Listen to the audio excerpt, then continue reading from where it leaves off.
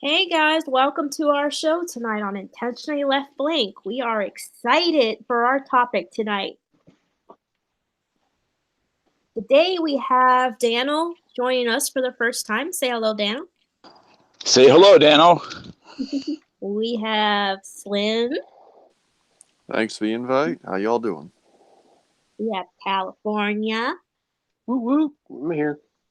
And Angelina in Intentionally Left Blank. Ahoy. Boy.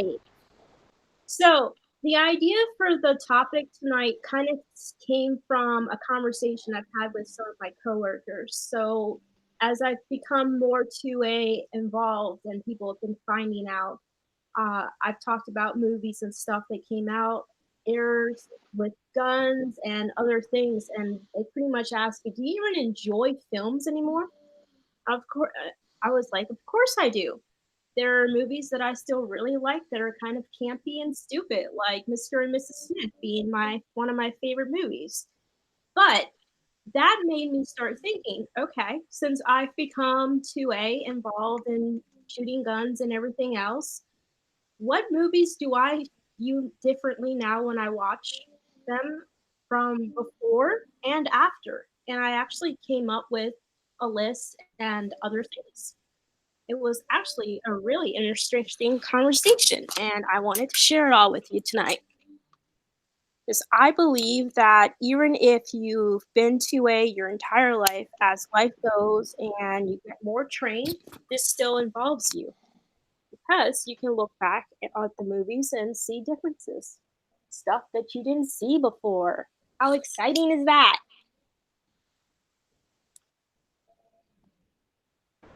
That's pretty exciting. Thrilling. Absolutely thrilling. I'm a little tired now. So, as a general things that I was thinking about looking back on some movies, how fake did the gun look versus how real? There are some things in some shows and movies you can see there's not a hole in the barrel at all versus one that actually looks like there is. Hammers being pulled back. There was a movie that I saw where a guy actually had his right eyes closed looking through a scope and he had his left eye open. Well, that was weird. Let's see, other movies, and then how well did the actors look when they were handling the gun? If they were a cop, vigilante, just whatever. And I kind of feel like I want to point out that Keanu Reeves doesn't count in this part because we know that he's trained. So, much as we love him, he doesn't count when we're thinking about stuff like that. Well, So- truthfully, even with Keanu Reeves and everything, they go ahead. The producer wants him to put his finger on the trigger sometimes just to show stupidity stuff in movies. I've seen that before. I have a question. You said trained, and just for the point of me understanding what your intent is, what do you mean by trained? He's done a lot of training at Terran Tactical. No, I meant Frankie. just like knowing something about guns. Okay, because Absolutely nothing. Because, like, for instance, we have actors that shoot guns in movies, but they are 100% anti-gun. So they don't really know anything about guns and stuff like that. Like, we've got Jamie Lee Curtis, who, in the most recent Halloween movie, she's, handling a shotgun and etc. But in the same moment, she's being interviewed and she's stating that, no one should ever fire a gun, no normal citizen should ever need to have one. It struck me as weird, but I mean, it's the normal too. Okay, because I would just like to make a little subdivision in your training thing, which I don't think is wrong. I just would like to make for purposes of clarification. What Terran Tactical does is they train actors and non-actors to demonstrate acting skills with a gun. What they do not do, and this is the important point on, well, how is that different? They do not train people how to fight. And in the movies, that may not be clear because it's all about the showboat. You know, show me how you can throw it up in the air, carry it, and with that last bullet, nail them right in the forehead. That's the sort of thing, and that is entertainment, and that's okay. But we need to separate what is training for the movies and what is training to save your life. And the two may have some basic similarities, but they quickly diverge. Because time and efficiency in motion is everything when saving your life.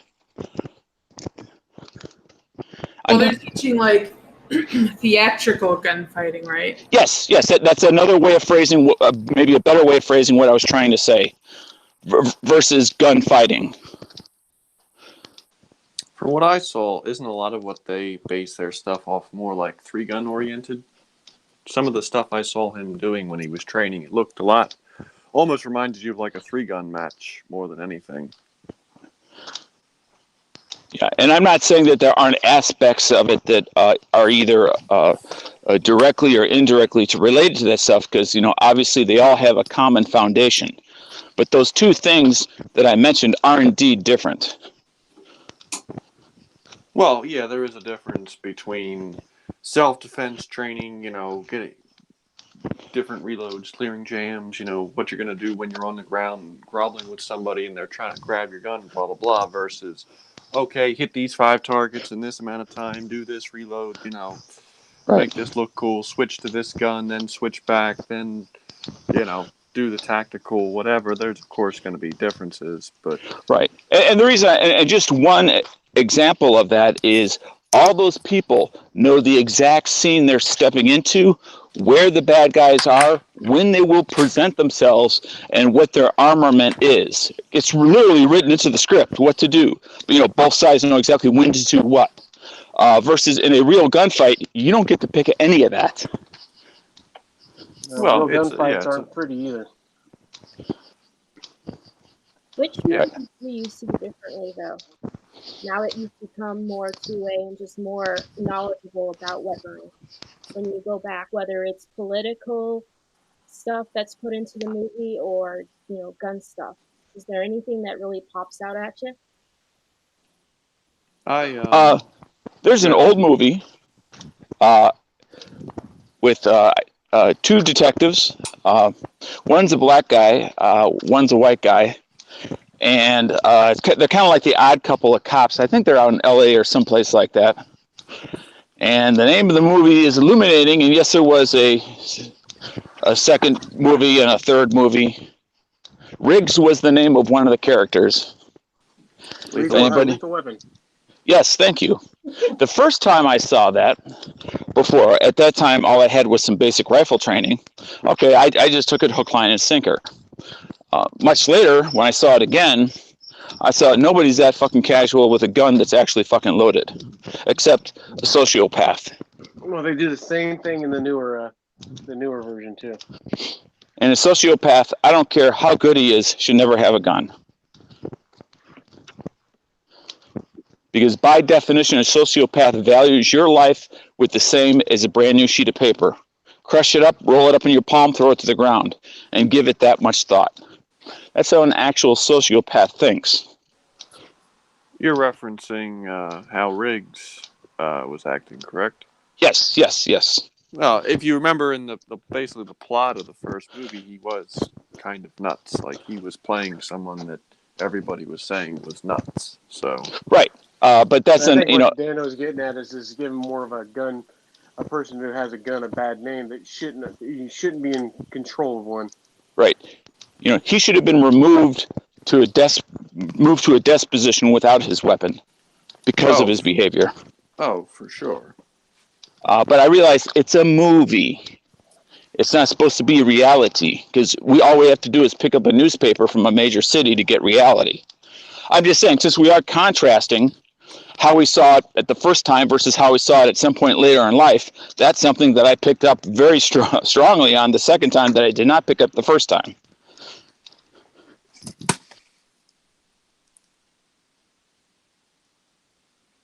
I've noticed as I've gotten older, I pick up on, like I guess I've always kind of been into guns, but as I've gotten older, you pick up on more of, the endless magazines is, I guess, the most common thing that people see.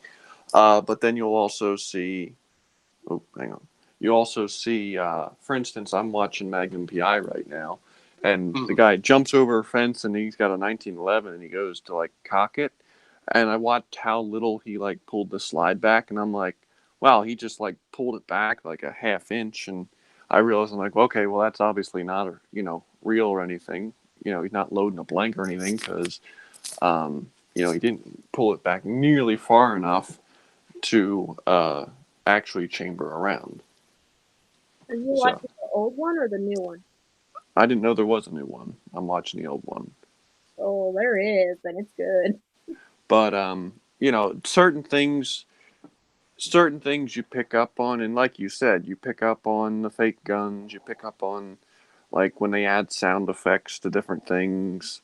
The biggest thing for me, especially in like a lot of like the cop movies where, back in the day everybody carried a revolver, and you'll see them have a cylinder open and they'll spin it and it'll make a clicking sound. And, of course, before I owned guns, you'd think, oh yeah, that's cool, whatever. And then you own revolvers, and you're like, wait a minute, if I pop open the cylinder and spin it, there's no clicking sound. So of course that's added sound effects after the fact by someone that doesn't know, and of course it looks and sounds cool, so they add that. But um, it's it's a lot of interesting things. One of the coolest ones I saw that actually not many people realize is in Dirty Harry, the famous scene with the feeling lucky, um, when he actually like dry fires on the guy because it's an empty chamber.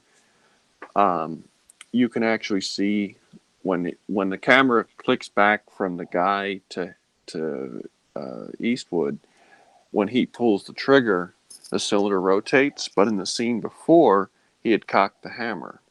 So it was just something subtle you caught on that, okay, they had done multiple takes of that, and each time you had to recock the gun and redo everything and reset. So uh, generally, I try and ignore a lot of that because, like your friend was saying about, like, is that ruining movies for you? I find for me it's just better to try and ignore most of it and accept that it's Hollywood and it's special effects. But some of it does get annoying. My biggest pet peeve with these things is seeing the or hearing a cocking sound out of a semi-automatic. Why do they always have to rack a shotgun?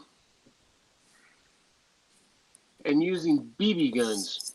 That I've seen it a lot. Is the BB gun that looks like a high power. You pull it back, just have the back of the slide open, and it loads one round. You pull the trigger, shoot it, and then you do steps all over again. It's got almost like a assisted tabs on the back of it. I've seen that so many times in gunfights, and I'm like, my God, how can I use a BB gun? Really? How low I've budget I is this? I actually have the one. I used to have one of the ones what you're talking about. And yeah, it's like the dirt cheapest BB gun you can get. Exactly. And yeah, because the front of the barrel, the little thing flips up, and you can put a pellet in, and it's a Yep. spring loaded. But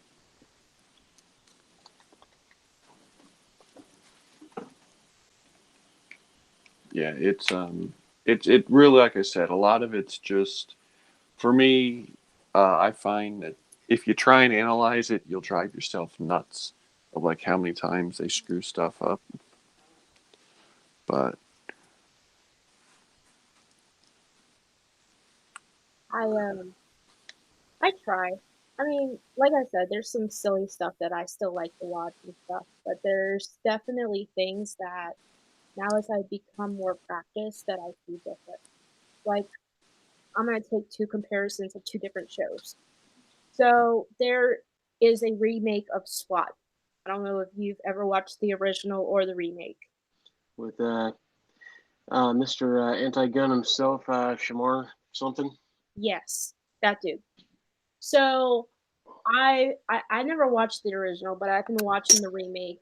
sometimes I skip an episode here and there because it's too stupid or whatever. But um, I do notice when they're going into a dark room, when they're clearing a room and stuff like that, they have their guns, of course, the whole gear, the whole 9 yards, and they have a flashlight, and they continuously go through the room, and you can see where they are at because they never turn the flashlights off. That's point one. Point two is they're put these weird little like emergency light things that personnel uses when you crash your car that light up the road. They put it on the door and it explodes. And I was just like, I always look at that and it bothers me because that's not what that thing is, but that's what they use it in case of the show. Now, comparing it to a new show that I've gotten involved in that's been on TV for a long time now, Blue Bloods.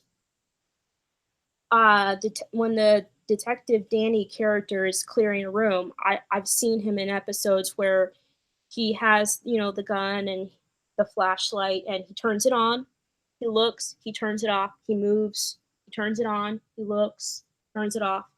And I just like the two different ways of clearing a room. And I thought that, the Blue Bloods one was kind of more accurate to me anyways, as far as the bit of training that I've had and studying that I've done, because if there's the bad guy for a moment or two, he doesn't know where you're at, maybe makes a sound, whatever, and then you'll have the advantage because he's not just gonna shoot at the light, kill you. Another thing that Detective Danny does is when he is knocking on a potential suspect or perp's door, there's a scene where he's covering with his hand the peephole, and he's in a corner, so there's another door. He puts his hand on the door, so if that door opens while his back is towards it, he'll know and be able to react because he's still standing in a spot where he can shift. I thought that was very cool. I have a question. I've never seen the show. Is he standing in front of the door where somebody on the other side shoots a bullet right through the door? He's dead? Not the one he's knocking on. Okay. I just figure out how you get your hand up there and you get your hand on the door. So like you got to be somewhat in front of the door, which is really a bozo no-no. He's kind of like kidding into it because the two doors come into a corner. Yeah. And I realize it's entertainment again. I hate to keep saying that, but right. I'm not trying to be overly critical. Right. I'm not trying to be overly critical either. That's why I say there's still a lot of movies that I like. Yeah. I could be very. I see different now that I've practiced and I've had a little training. It's okay to be critical of the gun stuff and goes on in a movie, yet enjoy the movie. Right. That's perfectly okay. And the whole trigger finger, like there's a lot of scenes where he actually doesn't have his finger in the trigger, which is little minute stuff that you notice, but it's kind of appreciated when it's halfway more accurate than normal when it comes to some of these movies. I gave up on trigger finger already. And then I'm just thinking about what you just said just a minute ago about the idea of putting your hand over the eyeball. Who the hell is going to open up a door when somebody has clearly blocked your fisheye lens? I sure as hell wouldn't. I don't care who you say you are. Yeah, there are a lot of other movies where the officers take their shield, their badge, and they'll put it on the people. Right, or they'll hold it up, let's say a foot or two away from the lens, because you put it right up there, they're not going to be able to see it again. But even that, fake badges can be bought on eBay, as well as pawn shops and everywhere else. Oh, it's a costume. Doesn't matter if it's an actual crime or not, because we know criminals don't pay attention to the laws and what is and what isn't a crime. There was also another really good episode that I liked. There was a scene where he was on the sofa showing his kid, the gun, safety-wise. And he's going through all of, the normal safeties that we would with our kids when we're explaining, how the gun works, always treat it like it's loaded, etc. And the wife comes in, she's like, "What are you doing? You shouldn't be showing him any of that stuff. How dare you let him hold your gun?" And then he responds to something to the effect of, "Well, I have a gun in the house. We can't ignore that it's here. And what happens if him and his friends get curious and go looking for it?" So it was a really like heavy scene, and I thought they did it very very good.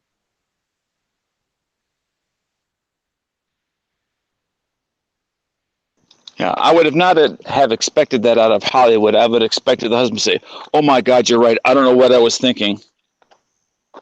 Like there is just some shows and some episodes that are literally shocking me right now with how good it is compared to how crazy it could be when it comes to Hollywood. There is actually another movie that I watched this week that was kind of really crazy. I don't know if you ever heard of this movie. It's called Unlawful Entry with Kurt Russell. God, it's been a long time since I've seen that thing. I can barely remember anything of it. Dude, this movie was crazy. So That there's was when he was a police officer, right? no, it was a normal citizen being Okay. being harassed by a police officer. That's right. Yeah. Because the So police officer had a thing for his wife, right? yeah, that Yeah. movie. Excuse me. There is a part where someone is breaking into the house, and the wife hears the sound, and she comes to Kurt, and she's telling him, that she heard something. He's not taking the sound seriously, but I notice like when he's going downstairs and so forth, how he's clearing the room is like all wrong. He has a baseball bat, he's leaving the lights on, he's not really watching his back, etc. He's just doing every movement wrong. And it was just kind of funny to see that and realize like I knew what he was doing wrong and the differences between that and how you're supposed to do things. Hey, Granted, with that. Oh, older movie. right. I just got a question. Does anybody here actually have their own version or their own steps pre-trained out to actually sweep your house? And I'm not talking with a broom. Wait, what? To sweep, if you hear something that goes bump in the middle of the night, do you have a certain path that you want to take sweeping your house? Oh no, that's a good Well, a good little intro. Go ahead and talk about that. That sounds good. as Do you well have as the variables that one takes into account in making such a map. Right. Well, and house size comes into it too. Do you clear upstairs first if you have a 2-story? Do you have a long hallway? Do you want to clear first? Just stuff like that. I got a very short hallway. All three of the bedrooms in my house are right next to each other, and then I got a very large living room which is right next to the kitchen. So halfway down my hallway, I can see virtually everything in my living room and kitchen area.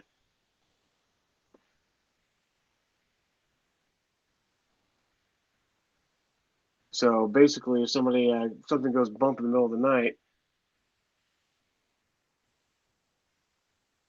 For us, I don't have much to really check over, but I can still sweep the house relatively quick, but know where anything's coming from. Do you have a big house? Is it 2 stories? My house is a typical California house. It's a 3-bedroom, 2-bath, 1,300 square feet. So, and it's ranch single style? story. Yeah, ranch style. Do you live by yourself? Do you have a significant other? Do you have children? Are those the ones that stay in the bedroom? My wife and my 17-year-old son. Okay. So and I'm not trying to pick on you. I'm just trying to understand. Because I'm going to assume that something is true that maybe you didn't say is that, by the way, you would have that teen and corral them back wherever your wife is. Right. and that you're not going to proceed any farther than upstairs because it's totally unnecessary. And who, by the way, is calling 911 while you're doing this? Right. I mean, again, I'm going to assume you told your wife because that's part of the plan. You call 911. I'm going to go get our son or whatever it is, bring him in here. The two of you stay here. I will see, you mentioned kind of a perch spot to see downstairs. And the question is, do you have concealment up there or do you just have cover? I don't have a two-story. I can, from my hallway being as short as it is, I can actually use the cover, concealment, not cover, of the walls of my hallway to actually see most of my, I'd say about 90% of my kitchen and living room area from no further than halfway down my hallway. So I'm just trying to visualize what you may possibly do. You, as an example, have mirrors that might be, decorative, but are positioned so that you can actually see into your kitchen from that hallway without a light. No, it's like once you leave the hallway, I have a wide open floor plan for the living room and kitchen. Okay, so from that hallway, you can already see the whole thing, or just parts of it? The only thing that I can't see is the back sides of the bedroom, which would be the entryway and where the actual dining room table is. That's the only two things I cannot see from my halfway down the hallway. Okay. So being that no one knows your place better than you, including your strengths and your weaknesses, do you plan on doing something to address those weaknesses? To the point, yes, that I do actually keep I have my camera system that's actually, I have one camera that actually can pick up those two areas that I can actually see from the monitor in my bedroom. Mm-hmm. So it's kind of like almost like a pre-check before you go out there. Okay, so with the and the one thing that's really nice, the way my backyard is and everything, I can actually leave out of my bedroom and actually have full concealment all the way to the opening of my living room. So if I had to go outside and actually get a better vantage point, I can. Okay, so after you get your son, you bring him in, and of course she's talking to the police via the cameras that are via a phone or whatever in the bedroom. I'm assuming you can see those spots that you cannot see from that, just peeking out of into the hallway without a light, so you don't backflash yourself. Right. So another thing I'll just throw food for thought is, since you've gone that route already, is why not install, and I don't know whether it'd be 1, 2, or whatever, additional cameras, so once you get son into the room, you don't have to leave that room. That is a possibility, but at this given point in time, when you got a wife that hates cameras, she hates anything like that. I was lucky enough just to get that hidden camera in there that she really can't see. Yeah, if you have to hide your security from your wife, that's an issue that needs to be dealt with. Right. Now, I'm not going to tell you what to do or how to do it. I'm just saying that that's your number one security issue, it sounds to me. It's like, because, assuming that, you want to address security in a positive, strong manner, to put the odds and best in your favor when you have no idea if or when anybody will come bouncing in the door, so to speak. Right. It's all about putting the odds in your favor as best as you can. Okay. And right now, you have a limitation to that. Exactly. The plan, you always got to try to make the better plan. Sometimes, and I will give you kudos for doing the best you can with what you got. Yeah. So I give you a double thumbs up, for that.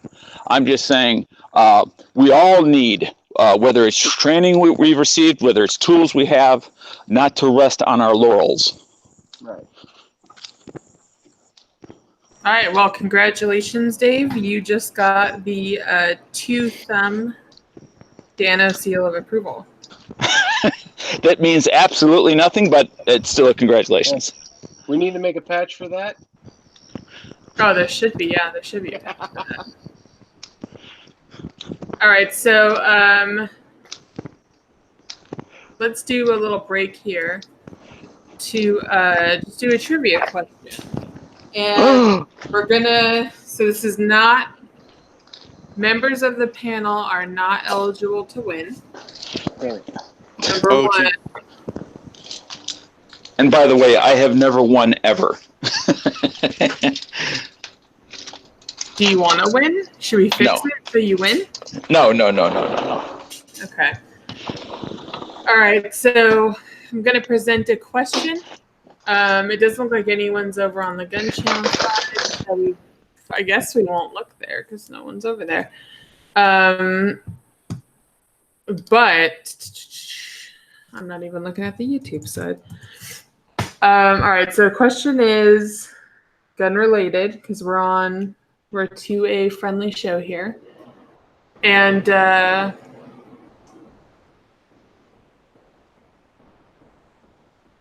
just lost my train of thought. Anyway, so I'll be sending, or I'm sorry, our sponsors, Allen Anchor, will be sending out a random patch to our winner. Will it be an intentionally left blank patch? Will it not? I don't know. Anyway, so first one to answer it correctly wins the random patch. So, during which war did the assault rifle become the United States military's standard rifle? good question. Good question. What? All right, so G-Web's guessed 42. We have assault rifles? Yes, we have salty rifles. So you're referencing the select fire rifle, basically. The assault. The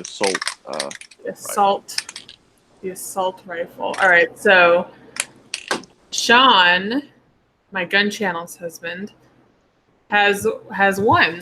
It was Vietnam or Vietnam, depending on which area of Hungary you're from. But yeah, Sean wins. Apparently, Sean has got like 7 guns in a month. By the way, what was his answer that was the correct answer for those listening and wondering? I said it. Were you not listening? Did you tune me out? No, I had. Maybe it was the internet. I don't know. Oh, it was Vietnam. No, that was the war. I thought you said what was the gun. I'm sorry. I misunderstood the question from the entirety. You tuned me out the entire time. I started talking and you just switched off. He was excited about not winning. Yeah, that's it. Yep. All right, so yeah, Sean wins. Sean's gonna have to tell us about his guns soon. And yeah. So give Frankie back the show and take it away. So we've covered some gun issues that I see different or seen differently as far as that. One's a little bit more political. Okay, so I've kind of always known what socialism is, bad, control, government, terrible things. But I kind of feel like I don't know how to explain this. Like since I became 2A, my brain's just become smarter or expanded, or I don't know how you want to say it. But I've just become a little bit more wise in some things. A recent TV show has aired, called Shinobu, on HBO. I don't know if you all heard of it. Don't know if you all watched it. If you haven't, it's 5 episodes. It's not that long. I can't say it right. I'm being beat up on the sidelines over here because I can't pronounce the word correctly. Put the title of the show in the comments. Okay, 30 seconds and paste. Anyways, in the first episode, Chernobyl? Yes, thank you. I cannot see that. Chernobyl, yeah, I don't know I don't know if it's the Mexican side of me or it's the Chicago side of me that can't say that word. So I apologize to the world. But anyway, My wife's grandmother still never could pronounce chair correctly, so it's the CH thing. I really think so. A millennial. Whatever. I'm not one of those. I always was told that I was Generation X. So that's the only thing I accept. When was the official years that they actually separated Generation X from millennials to whatever the hell the 70s were? I think it was like 5 years ago they decided to change everything. A millennial is like 1980 and after, or something like that. I don't agree though. I think it's like people younger than me. I think it's like starts at 1991 or something like that. No, it's like because I'm definitely because someone looked it up and then they're like, haha, you're a millennial. It definitely includes my birth year, which is 1985. So it's like before that. What? You're a youngster? I'm the same way where like they try and tell me I'm a millennial. I'm like, and I look at millennials and I'm like, I'm not part of you. Go away. You're a millennial though. But I think of it in terms of experiential. And what I mean by that is when you became of a mindset to be aware of things around you, the internet was either just born or already there. That's what you've known for your life is the internet, various stages of it, but it's always been there in your experiences. I never officially used the internet until I was like mid-20s. When you found out that there's a bunch of free porn on it? And my elbow hurt really bad. Yeah. So you never sent an email, nothing? Nope. Wow. Okay. But I also am 40, so it was like the early 2000s before I ever really started using the internet. Never even had a computer in my house. I was poor, so we didn't have that stuff when I was a kid. I got it Although my first computer had 250 megabyte hard drive. Nice. Have any of you watched the show? Just wondering. I've seen large portions of it, but not actually gotten to watch it because I don't have HBO. I do not have cable, so. But I do know a fair amount about Chernobyl. I've watched it.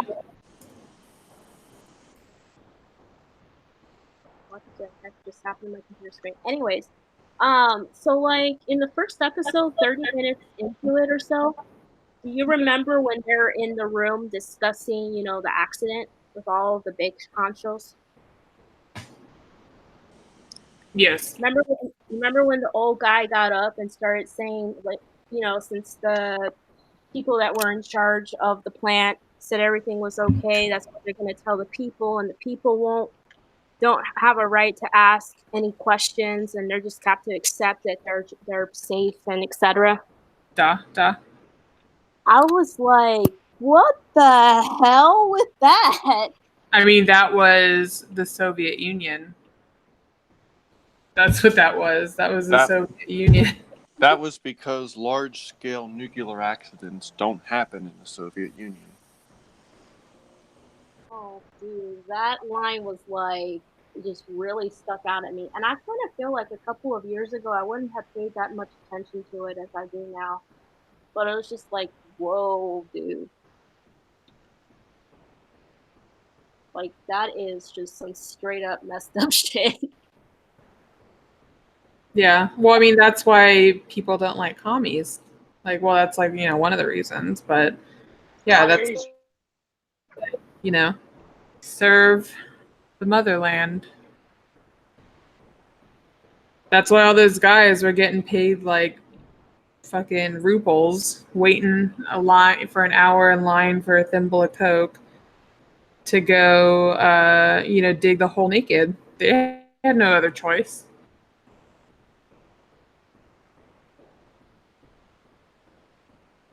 Daniel, do you have any weird movies that stand out at all? Do ya?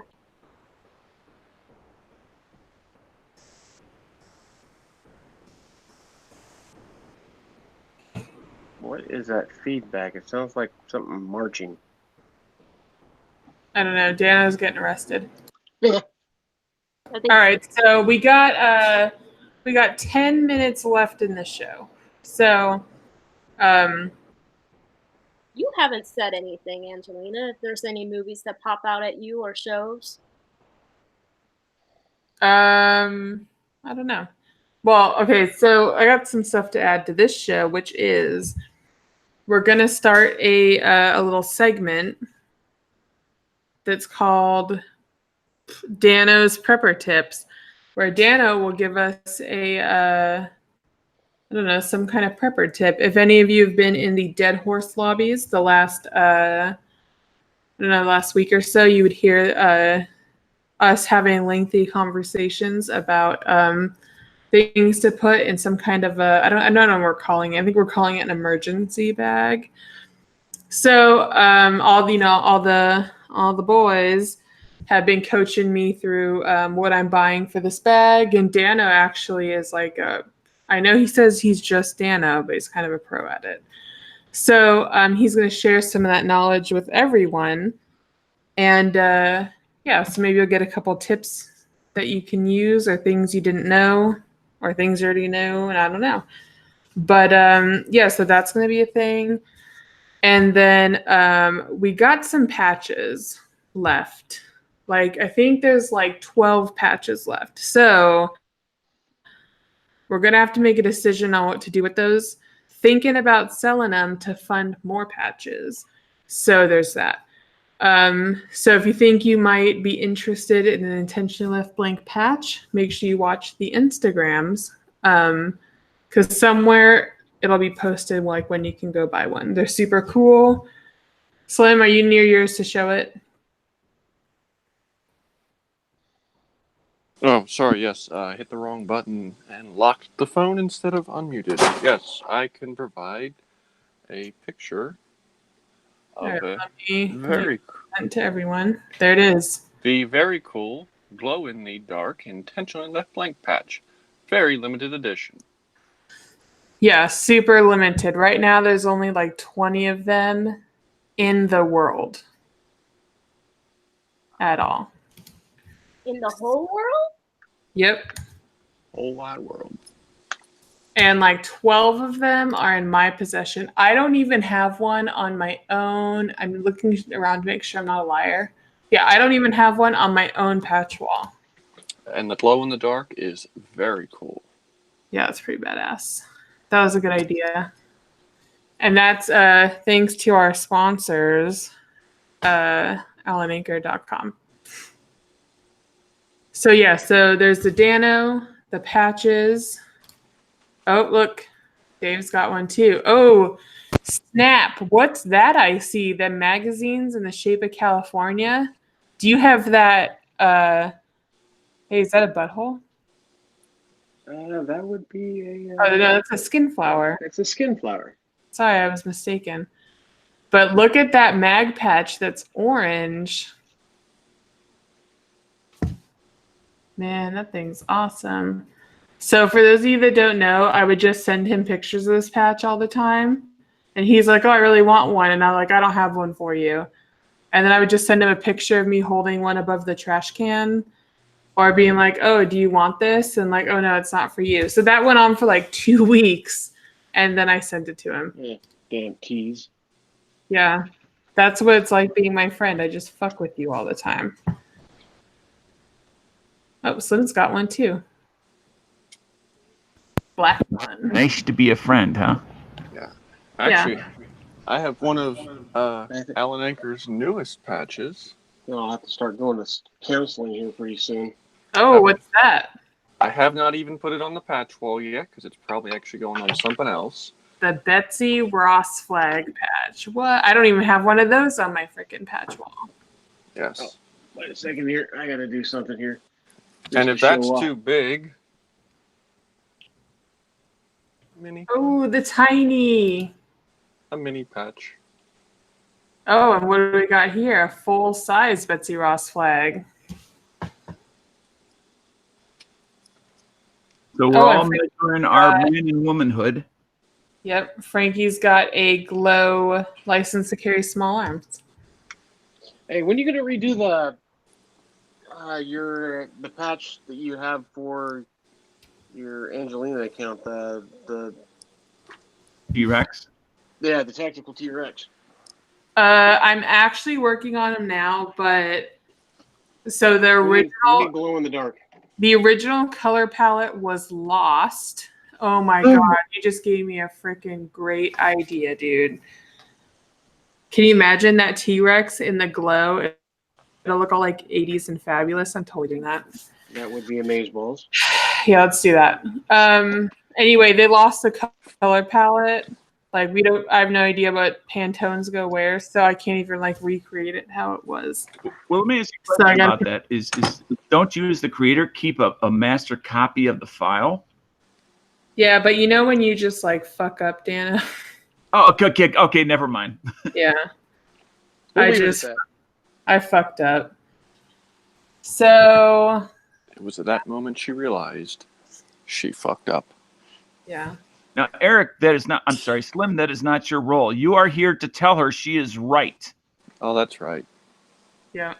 Okay, you were right in losing that, because now you can come up with a better, more interesting palette. Yeah. Let's not forget our roles. Let's not forget our roles. All right, so we'll go around the room, get some closing shazzle in, and we'll shut this bitch down, and we'll leave it open if anyone wants to stop by and chat through the night. So Frankie, I'll let you call everyone's name and close us out. Okay, here we go. You ready? Glenn. Oh, me. Damn. Thank you for the invite, as always. I always enjoy doing the show. I make videos, take pictures, sarcastic comments, stuff like that. I'm pretty much everywhere. Thanks again. California. Woo-woo. Okay, thank you for the invite, of course. I love being on the show. It's always been great. Also got the final days of my giveaway to go ahead and give out. So I am over 1,000, so everything's good to go. And just go to at california.edc on Instagram and just follow the rules. So far, hey, we made it up to 10 people that's actually done it right. So you got a 1 in 10 chance so far. And yes, Angie, you got a chance of winning your own stuff. Hell yeah, I'm stoked to win my stuff back.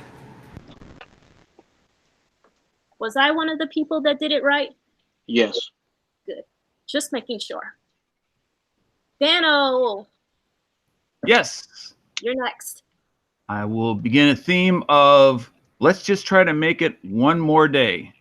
And as part of that theme, if you believe FEMA.gov, they say that depending on where you live in the United States, you need a minimum of 1 gallon of potable water, which means drinkable water per day. That does not include personal hygiene, washing your hair,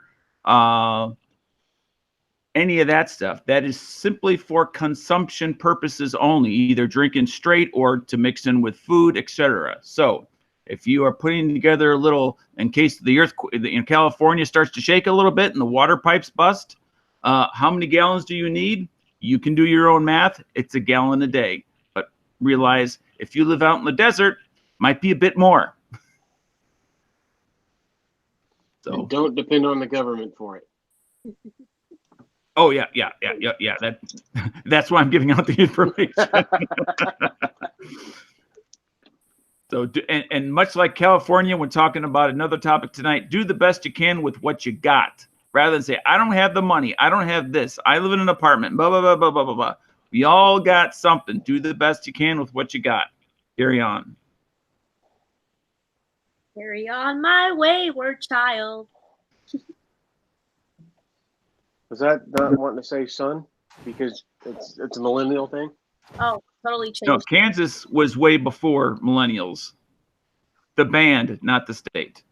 The state Kansas was is even way before the old band. school. I just know it because of Supernatural. Supernatural. Oh, that show's ending, by the way. That's another millennial show.